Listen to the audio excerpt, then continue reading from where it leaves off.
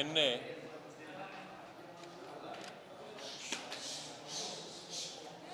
ಬೆಳಗಾವಿಯಲ್ಲಿ 100 ವರ್ಷಗಳ ಮಹಾತ್ಮ ಗಾಂಧಿಯವರ ಎಐಸಿಸಿ ಅಧ್ಯಕ್ಷರಾಗಿದ್ದನ್ನು ಕೊಂಡಾಡುವ ಕಾರ್ಯಕ್ರಮ ಇತ್ತು ಕಾಂಗ್ರೆಸ್ನವರು. ಅಲ್ಲಿ ಜೈ ಬಾಬು, ಜೈ ಭೀಮ್, ಜೈ ಸಂವಿಧಾನ ಮೂರಕ್ಕೂ ಹೋಲಿಕೆ ಇರಲಿಲ್ಲ. ಆ ಮೂರಕ್ಕೂ ಇವತ್ತಿನ ಕಾಂಗ್ರೆಸ್ಸು ವಿರುದ್ಧವಾಗಿದೆ. ಇದನ್ನು ನಾನು ನಿನ್ನೆಯೂ ಕೂಡ ಹೇಳಿದ್ದೆ. ಅಂಬೇಡ್ಕರ್ ಅವರನ್ನು ಸೋಲಿಸಿ ಅಪಮಾನ ಮಾಡಿ ಅವರ ಜೀವಿತಾವಧಿಯಲ್ಲಿ ನೋಯಿಸಿ ಇವತ್ತು ಅಂಬೇಡ್ಕರ್ ಅವರೇ ನಮ್ಮ ಅಸ್ಮಿತೆ ಅನ್ನೋ ರೀತಿ ಕಾಂಗ್ರೆಸ್ ಮಾತಾಡ್ತಾ ಇರೋದು ಇದೊಂದು ರೀತಿಯ ದುರ್ದೈವದ ಸಂಗತಿ. ಬಾಪು ಹೆಸರು ಹೇಳಿ ಮಹಾತ್ಮ ಗಾಂಧಿಯನ್ನು ಬಿಟ್ಟು ನಕಲಿ ಗಾಂಧಿಗಳು ಇವತ್ತು ಮಹಾತ್ಮ ಗಾಂಧಿಯರ ಮನಸ್ಥಿತಿಗೆ ವಿರುದ್ಧವಾಗಿ ಕಾಂಗ್ರೆಸ್ಸನ್ನು ಇವತ್ತು ನಡೆಸ್ತಾ ಇದ್ದಾರೆ. ಸಂವಿಧಾನಕ್ಕೆ ದ್ರೋಹ ಬಗೆದು ಅಪಮಾನ ಮಾಡಿ ಸಂವಿಧಾನವನ್ನು ತಿದ್ದಿ ಎಲ್ಲ ಮಾಡಿ ಸ್ವಾರ್ಥಕ್ಕಾಗಿ ಸಂವಿಧಾನವನ್ನೇ ಸಂಹಾರ ಮಾಡಿದ ಕಾಂಗ್ರೆಸ್ಸು ಇವತ್ತು ಸಂವಿಧಾನದ ರಕ್ಷಕರು ನಾವೇ ಅಂತ ಹೇಳ್ತಕ್ಕಂಥ ಇದು ಒಂದು ಡಬಲ್ ಸ್ಟ್ಯಾಂಡರ್ಡ್ ರಾಜಕೀಯವನ್ನು ಎತ್ತಿ ತೋರಿಸ್ತದೆ. ಆದರೆ ಇದಕ್ಕೆ ಉತ್ತರ ಕೊಡುವ ಭರದಲ್ಲಿ ಎಐಸಿಸಿ ಅಧ್ಯಕ್ಷರಾಗಿರ್ತಕ್ಕಂಥ ಕರ್ನಾಟಕದಲ್ಲಿ ನಾವೆಲ್ಲ ಮೆಚ್ಚಿಕೊಂಡಿದ್ದ ಮಲ್ಲಿಕಾರ್ಜುನ್ ಖರ್ಗೆ ಅವರು ಒಂದು ರೀತಿಯ ಅಟ್ಟಹಾಸ, ಅಹಂಕಾರ ಜೊತೆಗೆ ಆತ್ಮವಂಚನೆಯ ಮಾತುಗಳನ್ನು ಆಡಿದ್ದಾರೆ. ಪ್ರಧಾನಮಂತ್ರಿ ಮಾನ್ಯ ನರೇಂದ್ರ ಮೋದಿಯವರನ್ನು ಸಂಬೋಧಿಸುವಾಗ ಅವನು ಇವನು ಅಂತಕ್ಕಂಥ ಮಾತುಗಳನ್ನು ಆಡಿದ್ದಾರೆ. ಇದಕ್ಕೆ ನಮ್ಮ ಧಿಕ್ಕಾರ ಇದೆ. ಇಷ್ಟು ದಿನಗಳ ದೀರ್ಘಕಾಲ ರಾಜಕಾರಣ ಮಾಡಿದ ಮಾನ್ಯ ಮಲ್ಲಿಕಾರ್ಜುನ್ ಖರ್ಗೆ ಅವರನ್ನು ನಾವು ನೋಡಿದ ರೀತಿಯೇ ಬೇರೆ. ಈಗ ಎಐಸಿಸಿ ಅಧ್ಯಕ್ಷರಾದ ನಂತರ ಅವರ ನಾಲಿಗೆಯಲ್ಲಿ ವಿಷ ಬರತಕ್ಕಂಥ ಮಾತುಗಳನ್ನು ಆಡ್ತಿದ್ದಾರೆ. ಅವರ ನಾಲಿಗೆಗೆ ಯಾಕೆ ವಿಷ ಬಿತ್ತು? ಇದು ಪ್ರಶ್ನಾರ್ಥಕ ಚಿಹ್ನೆಯಾಗಿ ಉಳಿದಿದೆ. ಇವರು ಯಾಕೆ ಇವತ್ತಿನ ದಿವಸ ಬಿಜೆಪಿಯನ್ನು ಕೆಟ್ಟದಾಗಿ ಮಾತಾಡ್ತಕ್ಕಂಥದ್ದು, ಬಿಜೆಪಿ ನಾಯಕರ ಮೇಲೆ ಇಲ್ಲ ಸಲ್ಲದ ಸುಳ್ಳುಗಳನ್ನು ಹಬ್ಬಿಸ್ತಕ್ಕಂಥದ್ದು, ಇಂತಹ ಎತ್ತರಕ್ಕೆ ಹೋದ ನಾಯಕರಿಗೆ ಇದು ಅವಶ್ಯಕತೆ ಇತ್ತೇ ಅನ್ನೋದು ನನ್ನ ಪ್ರಶ್ನೆ. ಮಲ್ಲಿಕಾರ್ಜುನ್ ಖರ್ಗೆ ಅವರ ಬಗ್ಗೆ ನನಗೆ ಬಹಳ ಗೌರವ ಇದೆ.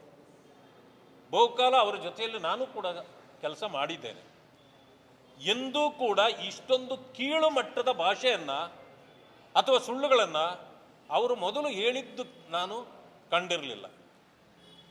ಅದೇ ರೀತಿ ಮಾನ್ಯ ಮುಖ್ಯಮಂತ್ರಿಗಳಾಗಿರ್ತಕ್ಕಂಥ ಸಿದ್ದರಾಮಯ್ಯನವರನ್ನು ಕೂಡ ಅವರ ಜೊತೆಯಲ್ಲೂ ಕೆಲಸ ಮಾಡಿದ್ದೇನೆ.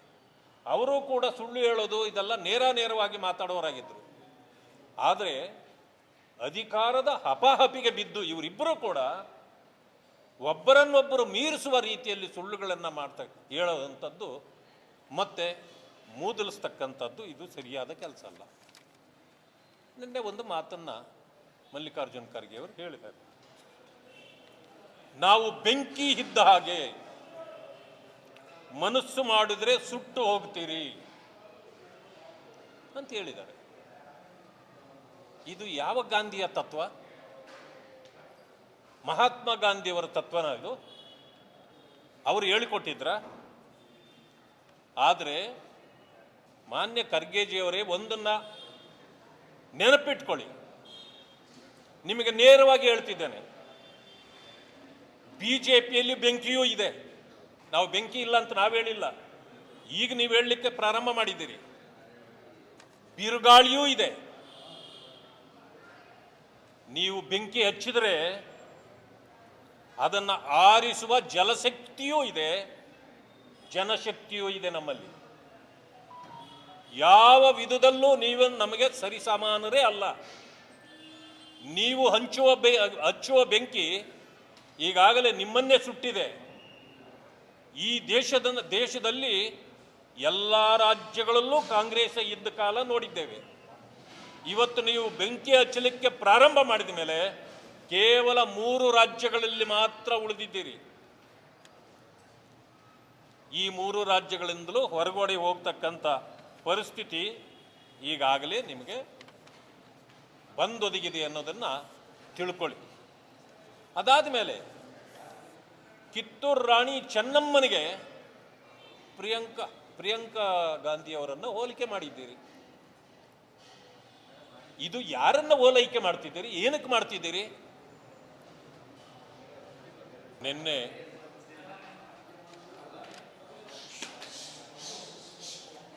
ಬೆಳಗಾವಿಯಲ್ಲಿ 100 ವರ್ಷಗಳ ಮಹಾತ್ಮ ಗಾಂಧಿಯವರ ಎಐಸಿಸಿ ಅಧ್ಯಕ್ಷರಾಗಿದ್ದನ್ನು ಕೊಂಡಾಡುವ ಕಾರ್ಯಕ್ರಮ ಇತ್ತು ಕಾಂಗ್ರೆಸ್ನವರು. ಅಲ್ಲಿ ಜೈ ಬಾಬು, ಜೈ ಭೀಮ್, ಜೈ ಸಂವಿಧಾನ, 3ಕ್ಕೂ ಹೋಲಿಕೆ ಇರಲಿಲ್ಲ. ಆ 3ಕ್ಕೂ ಇವತ್ತಿನ ಕಾಂಗ್ರೆಸ್ ವಿರುದ್ಧವಾಗಿದೆ. ಇದನ್ನು ನಾನು ನಿನ್ನೆಯೂ ಕೂಡ ಹೇಳಿದ್ದೆ.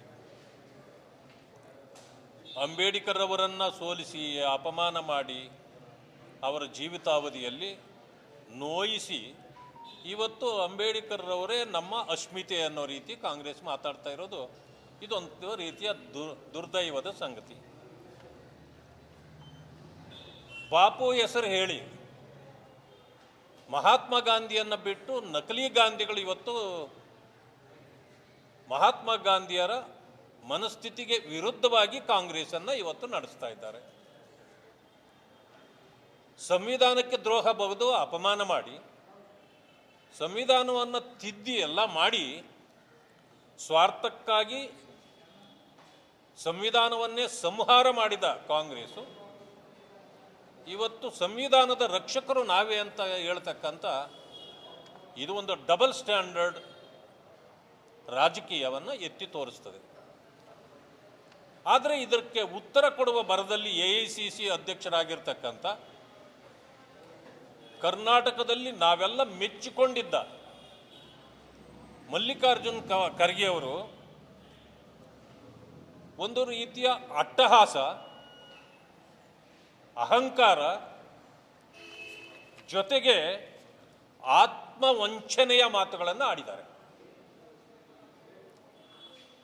ಪ್ರಧಾನಮಂತ್ರಿ ಮಾನ್ಯ ನರೇಂದ್ರ ಮೋದಿಯವರನ್ನು ಸಂಬೋಧಿಸುವಾಗ ಅವನು ಇವನು ಅಂತಕ್ಕಂಥ ಮಾತುಗಳನ್ನು ಆಡಿದ್ದಾರೆ. ಇದಕ್ಕೆ ನಮ್ಮ ಧಿಕ್ಕಾರ ಇದೆ. ಇಷ್ಟು ದಿನಗಳ ದೀರ್ಘಕಾಲ ರಾಜಕಾರಣ ಮಾಡಿದ ಮಾನ್ಯ ಮಲ್ಲಿಕಾರ್ಜುನ್ ಖರ್ಗೆ ಅವರನ್ನು ನಾವು ನೋಡಿದ ರೀತಿಯೇ ಬೇರೆ. ಈಗ ಎಐಸಿಸಿ ಅಧ್ಯಕ್ಷರಾದ ನಂತರ ಅವರ ನಾಲಿಗೆಯಲ್ಲಿ ವಿಷ ಬರತಕ್ಕಂಥ ಮಾತುಗಳನ್ನು ಆಡ್ತಿದ್ದಾರೆ. ಅವರ ನಾಲಿಗೆಗೆ ಯಾಕೆ ವಿಷ ಬಿತ್ತು? ಇದು ಪ್ರಶ್ನಾರ್ಥಕ ಚಿಹ್ನೆಯಾಗಿ ಉಳಿದಿದೆ. ಇವರು ಯಾಕೆ ಇವತ್ತಿನ ದಿವಸ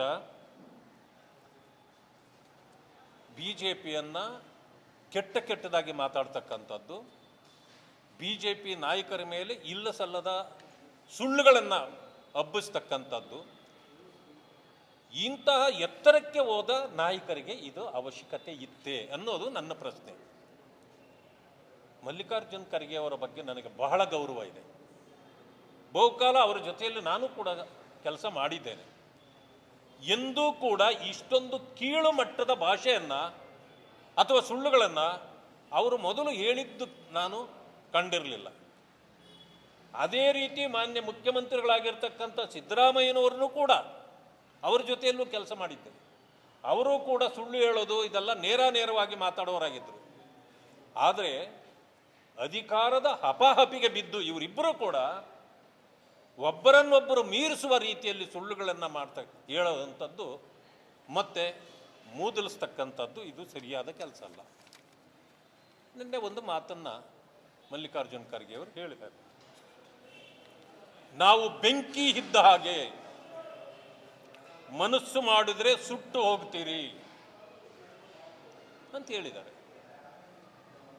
ಇದು ಯಾವ ಗಾಂಧಿಯ ತತ್ವ? ಮಹಾತ್ಮ ಗಾಂಧಿಯವರ ತತ್ವನ ಇದು? ಅವರು ಹೇಳಿಕೊಟ್ಟಿದ್ರ? ಆದರೆ ಮಾನ್ಯ ಖರ್ಗೆಜಿಯವರೇ ಒಂದನ್ನ ನೆನಪಿಟ್ಕೊಳ್ಳಿ, ನಿಮಗೆ ನೇರವಾಗಿ ಹೇಳ್ತಿದ್ದೇನೆ, ಬಿಜೆಪಿಯಲ್ಲಿ ಬೆಂಕಿಯೂ ಇದೆ. ನಾವು ಬೆಂಕಿ ಇಲ್ಲ ಅಂತ ನಾವು ಹೇಳಿಲ್ಲ, ಈಗ ನೀವು ಹೇಳಲಿಕ್ಕೆ ಪ್ರಾರಂಭ ಮಾಡಿದ್ದೀರಿ. ಬಿರುಗಾಳಿಯೂ ಇದೆ. ನೀವು ಬೆಂಕಿ ಹಚ್ಚಿದರೆ ಅದನ್ನು ಆರಿಸುವ ಜಲಶಕ್ತಿಯೂ ಇದೆ, ಜನಶಕ್ತಿಯೂ ಇದೆ ನಮ್ಮಲ್ಲಿ. ಯಾವ ವಿಧದಲ್ಲೂ ನೀವು ನಮಗೆ ಸರಿಸಮಾನರೇ ಅಲ್ಲ. ನೀವು ಹಚ್ಚುವ ಬೆಂಕಿ ಈಗಾಗಲೇ ನಿಮ್ಮನ್ನೇ ಸುಟ್ಟಿದೆ. ಈ ದೇಶದಲ್ಲಿ ಎಲ್ಲ ರಾಜ್ಯಗಳಲ್ಲೂ ಕಾಂಗ್ರೆಸ್ ಇದ್ದ ಕಾಲ ನೋಡಿದ್ದೇವೆ. ಇವತ್ತು ನೀವು ಬೆಂಕಿ ಹಚ್ಚಲಿಕ್ಕೆ ಪ್ರಾರಂಭ ಮಾಡಿದ ಮೇಲೆ ಕೇವಲ 3 ರಾಜ್ಯಗಳಲ್ಲಿ ಮಾತ್ರ ಉಳಿದಿದ್ದೀರಿ. ಈ 3 ರಾಜ್ಯಗಳಿಂದಲೂ ಹೊರಗಡೆ ಹೋಗ್ತಕ್ಕಂಥ ಪರಿಸ್ಥಿತಿ ಈಗಾಗಲೇ ನಿಮಗೆ ಬಂದೊದಗಿದೆ ಅನ್ನೋದನ್ನು ತಿಳ್ಕೊಳ್ಳಿ. ಅದಾದ ಮೇಲೆ ಕಿತ್ತೂರು ರಾಣಿ ಚೆನ್ನಮ್ಮನಿಗೆ ಪ್ರಿಯಾಂಕಾ ಗಾಂಧಿಯವರನ್ನು ಹೋಲಿಕೆ ಮಾಡಿದ್ದೀರಿ. ಇದು ಯಾರನ್ನ ಓಲೈಕೆ ಮಾಡ್ತಿದ್ದೀರಿ? ಏನಕ್ಕೆ ಮಾಡ್ತಿದ್ದೀರಿ?